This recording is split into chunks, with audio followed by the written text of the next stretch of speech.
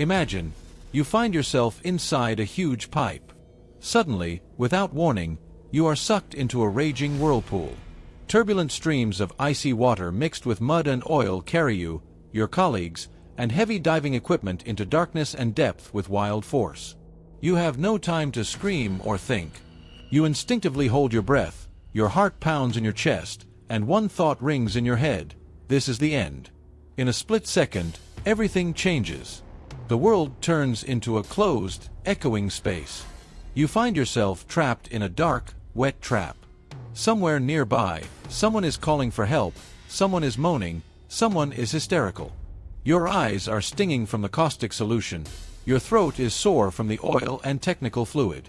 It is impossible to breathe, impossible to tell which way is up and which way is down. In the darkness, you can hear only muffled cries and the splashing of water, and then only growing silence. Communication with the surface has been cut off. No one above suspects what is happening below. Every minute in this underground tomb brings you closer to death. The chances of rescue are dwindling. It sounds like a scene from another action-packed horror movie. But, unfortunately, this is not the figment of a screenwriter's imagination. This is a terrible, real tragedy that unfolded in the 21st century, in an era of high technology and safety systems. All the characters are real people, and their fear, pain, and death are genuine. The victims of this disaster will never know why they died, or how. But we have a duty to tell their story, to free the truth from under the weight of silence. February 25, 2022, seemed like a normal workday for a group of industrial divers from LMCS who were servicing an oil platform in Trinidad and Tobago. Christopher Budram, Kazim Ali Jr., Yusuf Henry, Rishi Nagasser, and Faisal Kurban, experienced divers, hardened by dozens of similar assignments, received another assignment that day: to perform maintenance on a section of underwater oil pipeline off the coast of Pointe Petra. The work was carried out at a strategically important facility belonging to the state-owned Peria Fuel Trading Company, a key player in the oil industry of Trinidad and Tobago. Each of the 5 specialists had impressive experience and relevant international certifications. Together, they had more than 30 years of experience. Over the years, they had become a real team, coordinated, disciplined, and confident in their abilities. Such underwater repairs were almost routine for them, and nothing foreshadowed trouble. The object of their attention was a section of a temporarily shut-down pipeline, which was a massive metal structure extending underwater. One end of the pipe was connected to Pier Number 5, where tankers delivering oil from offshore platforms moored daily. The other end of the pipeline led to Pier Number 6, from where the raw materials were sent to processing facilities deep inside the island. In order to carry out the necessary repairs, divers had to isolate the problematic section of the pipe from seawater. For this purpose, a special diving bell was used, a sealed chamber that was lowered over the pipe and secured, providing a relatively dry working area inside it. This technology had been tried and tested for a long time and was considered safe. Once the bell was securely installed and the water level inside it had normalized, the team began the descent. Climbing inside the diving bell, 4 of the 5 divers set to work. In the sealed environment, they removed some of their bulky equipment so they could move freely and operate their tools. The air inside the bell was heavy, saturated with moisture and a slight smell of oil, but the team was focused. They had an important task ahead of them. One of the key operations was to remove the pneumatic plug installed 2 weeks earlier at Pier Number 6. This device was a cylindrical inflatable chamber designed to temporarily block the pipeline in the event of an accident. It was supposed to prevent oil from leaking and seawater from entering the pipe. The work required care and precision. The slightest mistake could be costly. Kazim Ali Jr., one of the most experienced members of the group, approached with a heavy wrench and handed it to his colleague. As soon as the latter began to loosen the pneumatic plug valve, everything happened in a split second. The pressure changed instantly, and thousands of liters of water rushed into the bell. The flow was so powerful that it sucked the unsuspecting divers and their equipment into the pipe. Their bodies were simply thrown against one of the inner walls of the pipe, where, by a lucky coincidence, there were air pockets. It was these pockets that prevented the divers from dying instantly. These pockets, as well as some of the equipment that remained with some of them, including air tanks, allowed them to stay alive for some time. But, as bitter as it may be, it was these same air pockets that were the main cause of the tragedy. They created the very pressure vortex that sucked people into the oil pipeline with terrifying force. One of the divers had an action camera attached to his helmet. It recorded everything that happened, from the calm work activities to the panic, darkness, and the last glimpse of light being swallowed up by the raging torrent. This video became the only silent witness to the tragedy. I will show you the full video from the camera at the end of the episode, if you are ready for what you are about to see. But first, let's try to understand what really happened on that fateful day. Let's try to break down the situation piece by piece. This will help us not only to better understand the scale of the disaster, but also to understand where exactly the mistake was made. According to the technical plan, the divers were supposed to remove the pneumatic plug separating the oil from contact with the external environment, air and water. The calculation was simple. If the entire pipe was completely filled with oil, the pressure of the diving bell installed on top would balance the column of oil without creating critical pressure differences. In this way, the pipeline would maintain its structure, and divers could safely carry out repair work. But things did not go according to plan. The pipe was only partially filled with oil. The rest of the space was occupied by air. But only one person can describe what happened more accurately and vividly: Chris Budram, the only surviving diver from that ill-fated shift. He was part of the team and saw the whole nightmare unfold with his own eyes. As soon as they were thrown into the interior of the pipe, the team, despite their shock and disorientation, immediately began to assess the situation. In complete darkness, hearing only each other's voices, they began to take roll call to see who was alive, who was injured, and who could move. Thick oil covered everything: faces, eyes, mouths, breathing apparatus, turning every breath into a struggle for survival. Despite all this, the divers stuck together. Their years of experience and mutual support became their only bulwark against despair. In pitch darkness, covered in sticky oil, with a sharp pain in their eyes and irregular breathing, they tried to figure out how deep and how far they had been carried. According to calculations, they were at a depth of about 16.8 meters, roughly equivalent to the height of a 5-story residential building. But even more frightening was the length of the pipeline: almost 366 meters, equivalent to the length of 3 full-size football fields. No one knew exactly where they were, but according to Chris's calculations and measurements, made later after the rescue, the team could have been about 90 to 100 meters from the pipe entrance, closer to Pier Number 6. It was pure luck that saved their lives. Their bodies were pushed into an area where an air pocket had formed, a void created by the pipe settling over one of the support frames. The oil pipeline was a structure made of giant metal pipes laid on the ocean floor and supported by sturdy frames. Over time, the pipes shifted, creating gaps between them and the frames, in which air accumulated. These pockets were dangerous in normal situations, but on that day they became a miracle of salvation. Realizing that they had no choice, the group of divers began to slowly move along the pipe toward the exit. They moved blindly, groping their way, literally crawling through thick, viscous hot oil sludge that stuck to their skin, made it difficult to breathe, and corroded their mucous membranes. Wounded, with cuts and bruises, in a state of extreme exhaustion, but still alive, they did not give up. They headed for Pier Number 6, because only there was a chance of rescue. They did not know which pier the pipe would lead them to, the 5th or the 6th, but inaction meant certain death. Each of them understood this. Time was passing, their strength was fading, and oxygen was running out. About an hour after the tragedy, when they had already made considerable progress through the pipeline, the group encountered a new life-threatening problem. The water level began to rise rapidly. The pipe was becoming increasingly impassable. At times, it was necessary to literally swim, while ensuring that one did not lose orientation. For injured divers, this was nearly impossible. Their bodies were battered, their lungs burned from oil and fumes, some suffered from blood loss, and others began vomiting from toxins.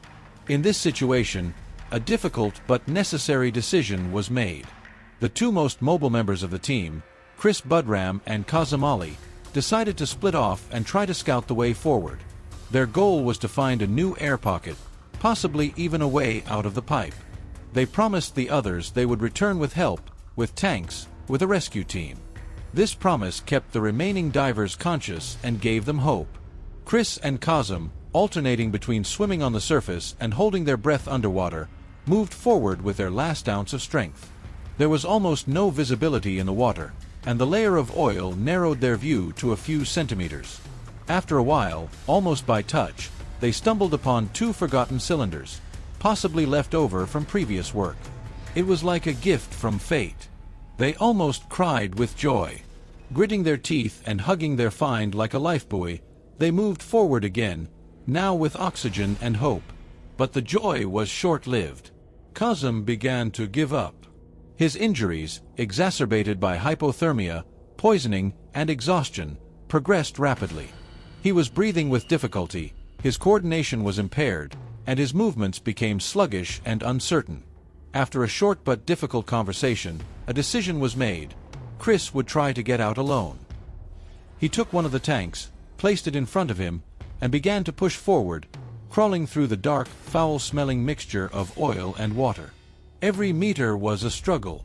He swam and crawled at the same time, guided only by slight changes in pressure and the sound of his own breathing. And then, after what seemed like an eternity, his hand stumbled upon a metal constriction. He found himself at a vertical section of the pipe. And just as hope began to fade, a terrible thought pierced Chris's mind. What if all this time he had been crawling not toward the exit, but in the opposite direction, toward where the pipe was completely blocked? If that were the case, he would have no chance of survival. And with him, the entire team would remain underground forever. The pressure increased not only physically but also mentally. His heart was pounding wildly, panic pulsed in his head, but he did not allow it to take over. Summoning his last ounce of strength, Chris quietly muttered a prayer, trying to find at least a shred of inner peace. He pushed off from the slippery bottom of the pipe, paused for a moment, concentrated, and began to climb upward. His oxygen tank was almost empty, and he could hear the last bubbles of air gurgling in the tube. He covered the last few meters holding his breath. His lungs were burning, blood was pounding in his temples, and everything was blurring before his eyes. Pain, exhaustion, and fear accompanied his every stroke. And then, a flash of light. A piercing, searing light that broke through the thick darkness and oil. He had made it. It was indeed Pier number 6, the very place where this nightmare had begun. His consciousness literally exploded with relief. He had made it out. He had survived. But even in this state of euphoria, Chris knew he couldn't stop. His comrades were still down there. People with whom he had spent more than one dangerous shift.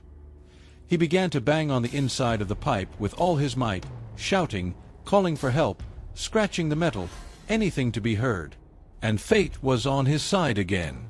One of the members of the ground repair team, noticing unusual sounds, came closer and, recognizing the source of the noise, immediately called for help. Chris was pulled out, barely alive, exhausted to the limit. His body was covered in oil and burns, his eyes were bloodshot, and his mucous membranes had been damaged by toxic fumes. He could hardly speak, but managed to squeeze out the most important information. Inside, for more, alive. There's air. We need to rescue them. Chris was immediately taken to the hospital, where he received qualified medical care. He was severely dehydrated, exhausted, suffering from hypothermia, and in a state of severe shock. But most importantly, he was alive. His rescue was a true miracle and gave hope to the others. Before Chris's arrival, the LMCS team working on the site could not even imagine that any of the divers who had gone missing underwater could have survived in such conditions. Everyone, including the divers themselves, was convinced that the pipe in which the team found themselves was completely filled with oil. This would have meant certain death for those inside, as even oxygen tanks would have been useless in such conditions. However, when it became clear that there was a pocket of air inside the pipe and that one of the divers had survived, albeit miraculously, it was a turning point. Chris's rescue was not just news, it was a signal that there might still be survivors inside. And then the divers remaining at the site, despite their fatigue, stress, and risks, decided to immediately begin a search and rescue operation. They began tapping on the walls of the oil pipeline in places where they thought their comrades might be. And suddenly, a response. A faint but distinct knock from inside. It was not the hum of equipment, the sound of water or oil. It was a signal that someone was alive inside. Imagine what a relief it was to hear that you were not alone, that help was close. Those who remained trapped were on the verge of exhaustion and disorientation, but the knock they heard meant that they had been noticed, that professionals were working on the surface, that they were already on their way. These people knew that there was a team above ground equipped with all the necessary equipment, with vast experience and, most importantly, with a desire to rescue them alive. Waiting to see at least a faint glimmer of light breaking through the viscous darkness of the pipe, to hear the familiar metallic clang accompanying the descent of oxygen cylinders, or the painfully familiar voice of a rescuer in a diving suit, the trapped divers spent not just hours in the darkness, but an eternity filled with agonizing silence, cold, and fear. They continued to fight, overcoming headaches from the suffocating stuffiness, pain in their lungs, swelling caused by hypothermia and pressure, and most importantly, despair. With each breath of oil-saturated air, their hopes dwindled, as did their oxygen supplies. They felt their strength gradually leaving their bodies, their consciousness clouding, but they did not give up.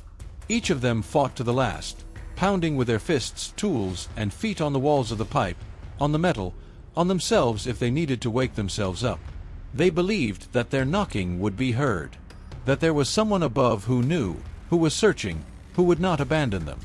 They hoped that if they made one more signal, they would hear that same sound in response, a sign of impending rescue.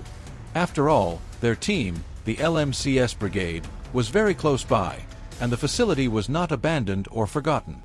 It belonged to a state-owned oil production corporation, with its resources, access to special equipment and specialists. It would seem that all this promised a quick and coordinated operation. But the reality turned out to be worse than anyone could have imagined. No one came. Not after a few hours. Not after a day. Even after several days, when the last sparks of hope should have faded, no one came down. LMCS tried to organize a rescue operation on its own and also turned to the Trinidad and Tobago Coast Guard for help. Later, specialists from the Peria Fuel Trading Company joined the rescuers. It was this state-owned entity that owned the oil pipeline being serviced. However, the actions taken by Peria during the crisis drew criticism from both the public and those directly involved in the incident.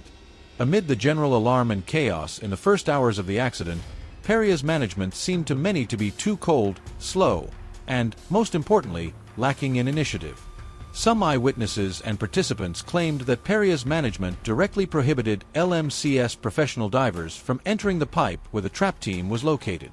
According to eyewitnesses, these prohibitions were based on the assumption that everyone inside was already dead. Moreover, there were opinions that the banging from inside the pipe was allegedly caused by equipment vibration or other extraneous noises, rather than desperate attempts by survivors to attract attention. All this created the impression that the company's management was trying with all its might to avoid launching a full-scale rescue operation, possibly fearing additional human casualties and the associated legal consequences. It is worth noting that a significant amount of crude oil remained inside the pipeline. Any careless intervention could have led to its leakage into the ocean, which would have had serious environmental consequences, along with financial losses and damage to the company's reputation. Ultimately, when it came to the investigation, Peria representatives stated in court that they had engaged a number of third-party organizations, specialists in underwater work, technical expertise, and safety, to assess the situation and make a decision. However, almost all of these organizations came to the same conclusion. Any rescue attempt would involve extremely high risks, both for the rescuers themselves and for the environment. Even the Trinidad and Tobago Coast Guard acknowledged its inability to carry out the operation due to a lack of necessary equipment, specialists, and technical training. As a result, no one dared to descend into the pipe, and the survivors, if they were still alive, were left inside to die. In court, Peria's lawyers argued that all responsibility for what happened lay with the contractor LMCS, whose employees had committed the actions that led to the tragedy. An important and controversial claim was also made during the proceedings. Peria representatives allegedly did not give permission to remove the pneumatic plug, a technical device that blocks the flow inside the oil pipeline. According to a number of experts, it was the removal of this plug that triggered the tragedy, causing the pipeline to fill rapidly with oil and subsequently flooding the section where the divers were located. However, this raises a key question. if Peria did not actually authorize this action, who gave the order and who was responsible for controlling and coordinating the underwater operations? Nevertheless, one thing is certain. During the rescue of Chris Budram, the only survivor of the entire underwater team, the other members of the team were still alive. These are not guesses or assumptions, but confirmed statements from search teams that surveyed the oil pipeline area. During the first 48 hours after the incident, characteristic sounds were recorded in the pipeline area. Muffled blows clearly coming from inside the structure. These sounds were interpreted as attempts by the trapped people to signal their location and send a distress signal. For almost 3 days, the whole country was in tense anticipation. The media broadcast every step of the rescue operation, relatives and friends prayed for a miracle, and the public demanded immediate and decisive action. Unfortunately, no miracle occurred. On February 28th, and then on March 1st, the bodies of all the missing divers were found and officially identified. Their discovery put an end to hopes, but also marked the beginning of a lengthy, large-scale investigation. After the tragedy, a special independent commission was set up, comprising not only representatives of the state and the oil industry, but also international experts, engineers, lawyers, and underwater specialists. More than 400 pages of documentation were collected, including testimonies, technical reports, photos and videos, and internal correspondence between contractors and facility owners. Initially, it was assumed that the commission would present its final conclusions by August 31st, but due to the enormous volume of material and the multitude of technical nuances, the deadline was postponed to November 30th. The commission's final conclusion should shed light on the true causes of the tragedy. Will negligence be proven? Or will the version of a tragic coincidence be confirmed? Will the relatives of the victims be able to get answers and, at least partially, feel that justice has prevailed? This case has touched on many painful and global issues: bureaucratic red tape, insufficient technical control, lack of clear distribution of responsibility, and the influence of large corporations on the lives of ordinary people. All of this is a sadly familiar picture that we have seen many times in other parts of the world. It would seem that humanity has long since developed technologies and regulations to minimize man-made risks, especially in such dangerous areas as oil production. However, as practice shows, the human factor, economic interests, and organizational miscalculations can still negate even the most reliable safety systems. What do you think? Where does objective impossibility end and negligence begin? And is human life worth the risk that could have been avoided?